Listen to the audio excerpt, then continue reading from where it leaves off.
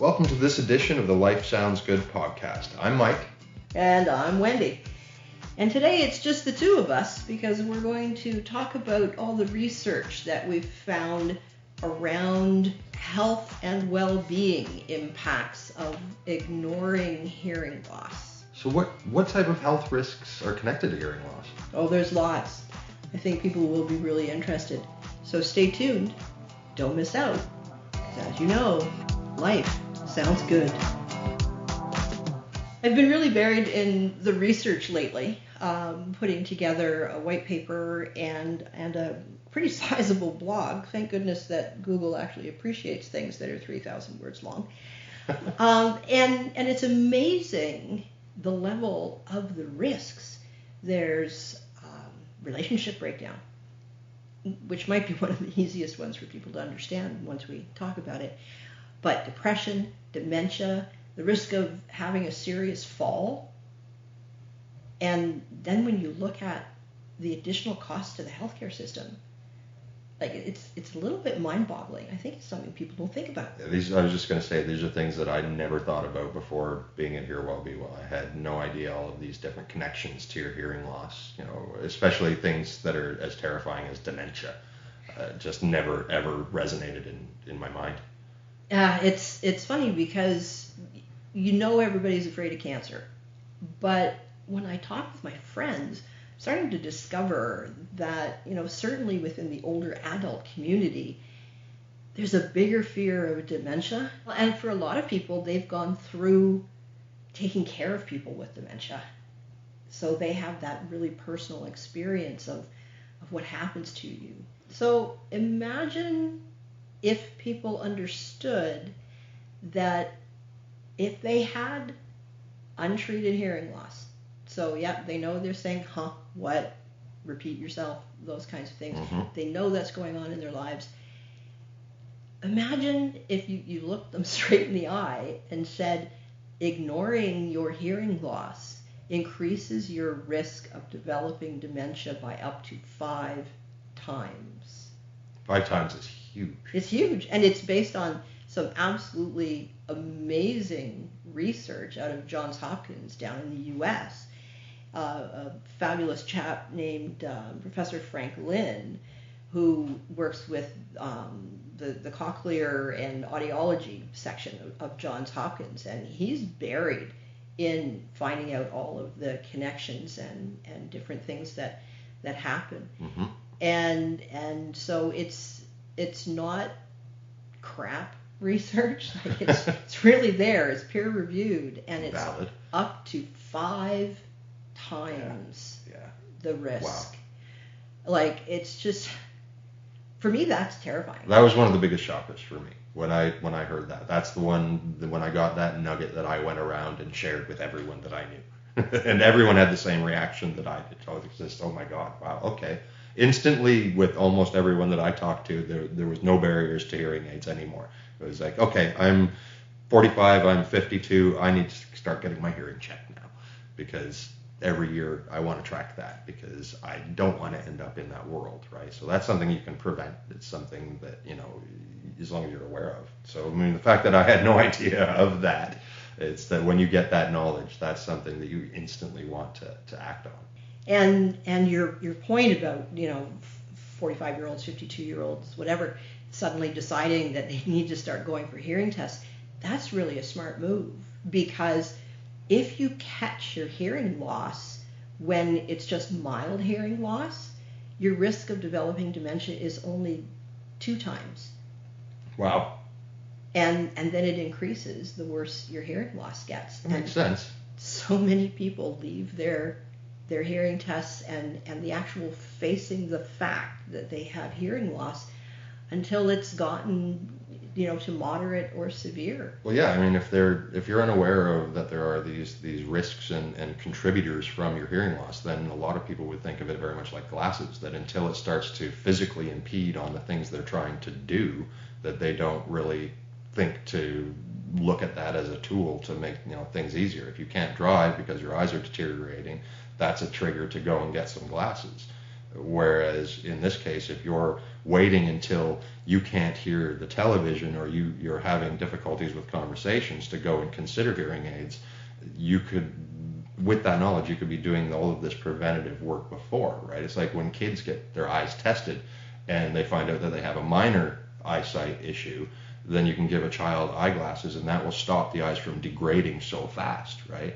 So with this type of information, that's more of a trigger to look at it as a preventative, something to get tested and to be notified when it starts to drop off, so that you don't get that heavy graph where it just drops right down because it's constantly struggling and constantly getting worse. If it has an aid on there, just like your glasses are an aid, then it slows that deterioration so massively, and that would help with all of these health issues, I would think. Yeah. It's interesting because I've had people ask, what the heck is the connection between dementia and hearing loss, and why is this research finding these really profound results? And they don't know 100%. It's the human body. Nobody knows 100% about what the heck is going on in these machines. But it's really interesting because it comes to that concept of don't use it, you lose it. Yeah. And the auditory cortex, which happens to sit right next to the part of the brain that manages memory, if you're not hearing things clearly, your auditory cortex is not actually being used more, as a lot of people think. Instead, the brain is refocusing it to the puzzle solving part of your brain, because every sentence that somebody says to you is actually a puzzle. It's got to figure out, translate that. Right, yeah. Exactly. So when you don't use your auditory cortex, it starts to shrink. Well, that's an interesting connection right there, because again, looking in the past, when I didn't have some of this knowledge, I actually thought that the majority, if not all, of the processing and all of the mechanisms for hearing were just in my ear. That it was, the noise went into the channel, it hit that eardrum, it makes vibrations, and that's sound in my mind.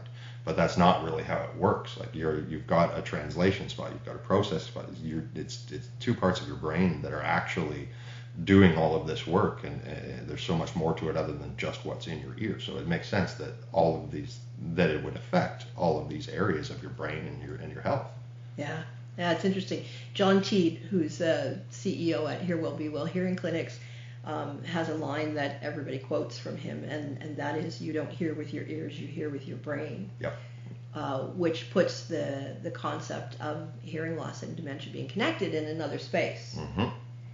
And so I mean, certainly everybody I know would like to avoid the risk of developing dementia, and we're seeing it in people younger and younger. Yeah. Well, there's so many other factors that can contribute to it as well, that putting something else into that mix just compounds how fast and how bad that's going to be, right? So if you can consciously remove one of the contributing factors, that's just good math. Yeah, and it's actually the number one modifiable risk of developing dementia, according to the World Health Organization. Interesting. The big research that was done and published in the Lancet, and certainly if you chat with the Alzheimer's societies, they will tell you hearing loss is the number one. There's actually been some stories of people who have been diagnosed with dementia, who then it turned out that it was just hearing loss. Mm-hmm. Mm-hmm. And you and I actually encountered a chap with Lewy body dementia. And when he got his hearing aids, he went back to his specialist, and his memory scores actually increased by 5 points, which was a terrific surprise for the doctor, and an even better surprise for the fella. Yeah, that story blew my mind. Just how much of an impact, how much of a negative impact all of it had on his life day to day, from it bringing in more depression and the dementia and the isolation and relationship issues and everything like that. And listening to them talk, and it just felt my heart swell. And then by the end of the conversation, when they're talking about the doctor's results and how seeing improvement so quickly, and depression being alleviated, and him engaging with the world, and the smiles and the look in their eyes, I mean, it just went from the swelled heart to the goosebumps on the arms, right? It was such such an impactful, positive moment for me to realize that that's how much of an impact it can have, but also just to see the difference that it actually makes in a person's life. Like that was incredible for me to listen to the two of them talk. Yeah, they're pretty amazing, and I think they actually talk about it a little bit in episode 2, Yep. don't they? Yeah, I think they do. Yeah, which is kind of cool. That's kind of neat that we have that, not just you and I talking about it, but actually from, if you'll excuse the expression, the horse's mouth. But it's interesting. You mentioned depression, Mm-hmm. and doing the research was really, really interesting around depression.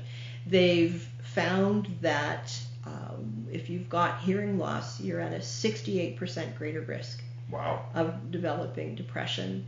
And for a long time, it was really associated with that self-isolation that people with hearing loss tend to fall into, where it's embarrassing, or it's too much work, or it gives me too much fatigue. So they stop going to events, they stop going to family outings, and that kind of thing. And it's normal to put those pieces together in that fashion for Right. looking on the outside looking in, right? Right. But you know what I discovered when I was researching is there's a group of researchers who believe that it's not depression caused by self-isolation. Okay. It's actually the depression that comes first. Oh, really? And they're actually making recommendations that depression become a symptom of hearing loss. Interesting. So, you know, how you see the lists all the time of, do you have the TV on too loud? You ask Yep. people to repeat themselves, all of that sort of stuff. They're recommending that depression go on that list, and people, particularly older adults who have never experienced depression before in their lives, that if they start to exhibit depression, that's one of the first things you do is you test their hearing. That makes sense. Yeah, it gave me a moment's pause, and I kind of did some math in my head, moving the puzzle pieces around, as it were, which I do when I'm doing research, and it made sense to me. Mm-hmm. that yeah, I can totally see that, because the depression would make you self-isolate. Absolutely. And especially if you're if you're that far through your life and you've never really experienced depression symptoms, especially even to that level, you won't know how to process that. You won't know how to handle that in a positive way.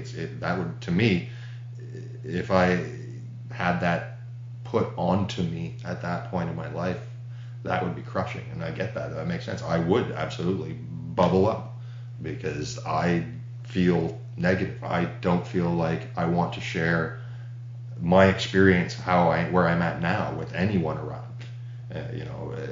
Other people don't see that. They wonder where you're going, why you aren't there, why you aren't engaging with them, but they don't see the self sort of, I guess, even shame, that I am so negative inside that's not the way I want anyone to see me. So I just bubble up, right? So again, that makes sense that it should be put on that list of symptoms, because it's not normal for that type of person. It's not normal for that person, right? That person doesn't normally behave or feel that way. So that's something new, and something caused that. Right. Yeah. And the fact that the research around it is new as well. It's not something that is kind of in the normal spaceology. Yeah, it's not in the front of your mind, right. So you're not necessarily going to see that as a trigger, right? But so hopefully some of this research gets out there, and things like this we get exposed so that people can know. Yeah, because you could look at a loved one and go, yeah, I've never had depression before, having depression now. Maybe one of the first things we can do is get a hearing test. Yeah, because what a simple solution that would be if that was in fact the cause. There could be other causes, I get that, but if that was in fact the cause, how simple of a solution is that? Right. Yeah. And you can kind of see, without a giant stretch, how ignoring your hearing loss, leaving it untreated, can cause relationship breakdown. Oh yeah, absolutely. Just the segue from the depression. If you're the partner or even a super close friend of somebody who suddenly manifests depression, Never mind how frustrating it is for people to have to repeat themselves all the time, to have to translate conversations. And there's even, and I've heard some folks talk about this, some couples where there's hearing loss, how the spouse or partner or very close friend manages the world for the person with hearing loss, where they try to protect them from embarrassment.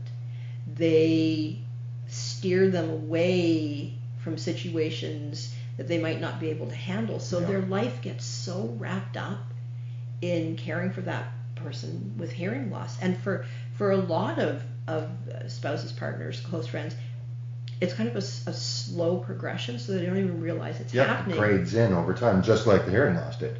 Right, exactly. And so you wind up just all of a sudden just not being willing to cope anymore. Yeah. Not to mention that I can't imagine, and I'm just speaking personally, but realizing that it comes on gradually, but one day you realize that I'm being babied, I'm being coddled, I'm being geared in directions because I'm being managed, exactly, right? And that is not a good feeling, to have that realization, which is just going to cause more frustration, potentially more depression and things, more issues within the relationship, because the person on the outside is just doing what they feel that they have to do for their loved one, right?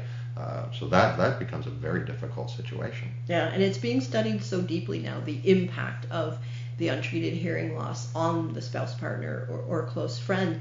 And a survey that was done for the American Association of Retired Persons a few years ago, they sort of gathered up all the research they did with that survey, and they discovered that 1 in 2, so half of the relationships where there is hearing loss will have some relationship breakdown. Wow. Yeah, so that's half. And relationship breakdown doesn't necessarily mean a divorce. Well, no, but even without hearing loss, if you feel that someone isn't listening to you, if you feel that you're not being properly heard, that creates turmoil in a relationship, very, very strong turmoil in a relationship. So when you inject the fact that it's a physical situation causing it, it's not a personal choice or an awareness, that just cements that in. Yeah. Right? Yeah, and there was research that demonstrated that partners, close friends, and spouses expect the person with the hearing loss to just admit it and do something about it. And so that lack of action, that lack of willingness, creates the frustration and causes conflict.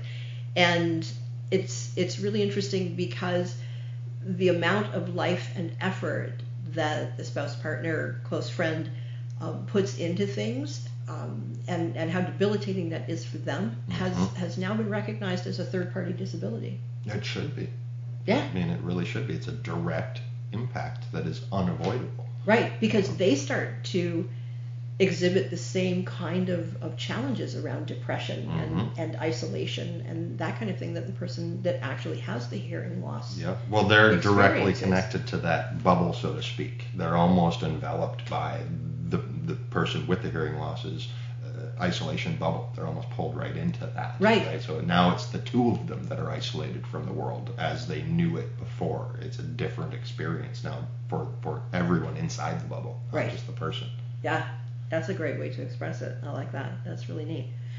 Yeah, and then the one that a lot of people don't consider is the massive increase in the risk of having a serious fall, so serious that it could put you in hospital. And that statistic is 10 times the risk. That's huge. Yeah.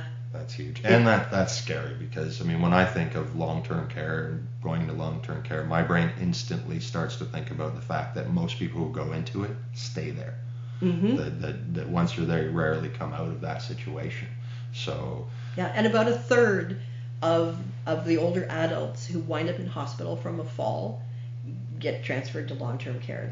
They don't get to go home. And it's interesting because, again, it's one of those things that people don't connect the dots automatically. Is like, what on earth does hearing loss have to do with me being able to stand up. Yeah, Like, and how until it does was that connect with suggested, falls? it never really crossed my mind too. Once I sort of started to think about it, then I started to think about spatial awareness and all the other senses that build your ability to interact with the world and not just fall over or bump into things, or as soon as you start to lose any of those key senses, your ability to interact is debilitated. Yep. So it started to really click and make sense once that was injected into my mind. Once the idea, could this be an issue? It's like, well, wait a minute. Of course it could be. If my equilibrium's off, if I can't hear certain cues, environmental cues for direction or distance and things like that, the pieces start to make sense. Even from someone who hasn't read any of the research. Well, and it's interesting because you rely on the sound of your own footfall a lot Wow. more than you realize. Wow. In terms of the awareness of where you're walking, how you're walking. And there are people who don't realize that your balance is also controlled in your ears. Yep. Which sits, within the space of how that hearing loss gets to your brain. So there's that connection. They've also made the connection about an increased risk of serious falls when you have depression, and we just talked about the big increase in the risk of depression. So if you've got hearing loss and you've got that compounded by the depression, both of those things saying you're going to fall. Yeah, absolutely. So it's a bit dicey, and there's some researchers who have suggested that it's also because your brain is kind of preoccupied.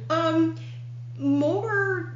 I'm thinking about a battery exploding. Okay. Actually, is the visual that's coming to my mind, where the brain is having to work too hard, because you've got that puzzle solving part of your brain that's being wildly stimulated because your auditory cortex is not engaged, because it's not actually thinking about sound, it's thinking about solving puzzles. And then the amount of brain power it takes to make the human body, which isn't the greatest built machine in the world, to make the human body be upright and motion, it's just the brain suddenly goes, a moment please. Yeah, I'm being tasked in 10 different directions, and you want me to focus. Yeah. For anyone consciously doing a job, that's almost impossible. Right. So exactly. Asking your brain to be aware of a sound that you've never consciously heard, like your foot landing on the ground, but it actually uses that cue, that auditory cue, to keep itself moving properly and balanced, that's a big ask. Yeah, it's pretty astounding, actually. So we've talked about relationship breakdown and depression and dementia and serious falls. And really, when you kind of gang those all together, and then you consider the increased spending of the healthcare dollars when a person has untreated hearing loss, it's not a big stretch to see how that would be a thing. There's some research that has shown that people with untreated hearing loss have 50% more hospital stays. Wow. And just between the depression and the falls themselves. And that's cost on the system. That's massive cost, but it's also resources. Those are resources with something that is preventable that you didn't have to end up in the hospital with. That if you look at, especially with the state of the world right now, with how limited our healthcare resources are, now they're being chewed up even more when they don't necessarily have to be. Right, exactly. And 17% more emergency room visits. Wow. Yeah. So that's kind of the end of all the connections, with understanding all of those other bits and pieces between the dementia and depression and serious falls, and even potentially relationship breakdown, because you never know how that's going to manifest itself, unfortunately. You can see how all of those things can contribute to that extra healthcare dollar situation. And it's something that's preventative. If you have information and knowledge to know what the impacts are and what the consequences are, then that gives you more drive and initiative to be aware and have things checked, like your hearing and stuff, so that you can prevent these types of things. So having the knowledge and having that research done, that makes us aware enough to be able to start to address our own problems. If we can get more government support on hearing aids, then we can get more people not ending up in hospitals and not taking more healthcare dollars and not taking the risk of them ending up in long-term care and not taking up more of those medical resources with two simple little things. Right. Yeah. Because the assistive devices program here in Ontario, you get a $500 grant per hearing aid, so a maximum of $1,000, and that's every 5 years now. And that amount actually hasn't changed in 30 years. That's unbelievable. No, it's kind of astounding. I give my head a shake because certainly the cost of hearing aids has increased in 30 years. Well, yeah, I mean, just economy, everything increases over time, but also this is a piece of technology that has advanced massively over the past few decades, right? It's gone from something that's big and clunky and visible and gaudy to something that's either elegant and cool tech looking or almost invisible. Actually, the guy that I saw on the weekend, I was with him for 2 days before I even realized he had hearing aids, and I happened to be standing within a foot of his ear and looking in it, and I still had to go, oh yeah, that is a hearing aid in there, isn't it? Yeah. Right. So all of these advancements, it does increase the cost of it, but it also increases the benefit of it, right? So yeah, having the knowledge and the support are, to me, the two key things. Yeah, and it's not rocket science in my brain. Not that I get to be a decision maker in our provincial government at any point, nor do I think I want to be. But it's not rocket science that if you invest more in the front end, you get a better back end. Exactly. So if you support the acquisition of hearing aids for more people, you will have savings in the other areas of healthcare spending. Absolutely. Your long-term savings are massive. Yeah, it just makes sense to me. And if they have more support, even financially, in getting the hearing aids, then people will be more inclined to do so because it's a less of a financial impact. Again, speaking to today's climate, things are just getting more and more difficult to be able to justify putting that investment into things. So having more support and knowing how important that investment is, that's what I'm getting at with sort of some of this knowledge here, is that if I didn't know these things, then I would, again, might look at it as simply as glasses, and that it is just a tool to better my experience now. But with this, I can see the long-term effects and that it's a preventative thing for that, right? So it's really, to me, these two pieces that you put together here that make that just a simple decision in my mind anyway. Yeah, it's worth the investment for your health and your well-being and that of the people who are close to you. Absolutely. And it's got such a snowball effect when you ignore your hearing loss. It's quite something. Thanks for the gab, Mike. And for anybody who wants to read more about this research, there is a blog on the hearwellbewell.ca website under news and stories, called It's Risky to Ignore Your Hearing Loss.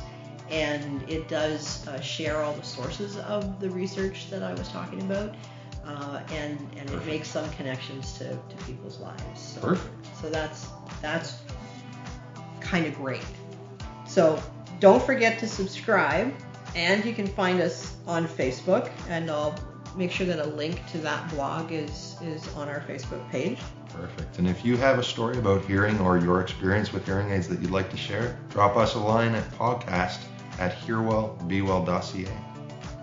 Hear us next time on Life Sounds Good.